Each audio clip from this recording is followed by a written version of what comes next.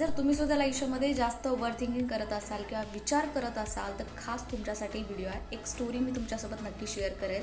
मी एक टाईमसुद्धा खूप जास्त ओव्हर थिंकिंग करायचं, बट ही स्टोरी ऐकल्यानंतर मला माझं आन्सर मिळालं. तुम्हाला तुमचं आन्सर मिळते की नाही नक्की मला कमेंट्समध्ये सांगायचं आहे. एक हरीण असतो ज्याच्या मागे चित्ता लागलेला असतो. तो स्वतःचा जीव वाचवण्यासाठी तो खूप धावतो, खूप जास्त पुढे धावतो आणि एक टाईम अशा स्टॉपवर थांबतो ज्याच्यासमोर 2 रस्ते असतात, 2 मार्ग असतात. एका साईडने असतात खूप सारी दगडं मोठी मोठी आणि एका साईडने असतात खूप सारे काटे.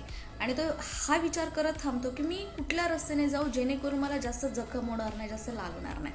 ठीक आहे. आणि हा विचार करता करताच त्याच्या मागे चित्ता येतो आणि त्याला मारून टाकतो.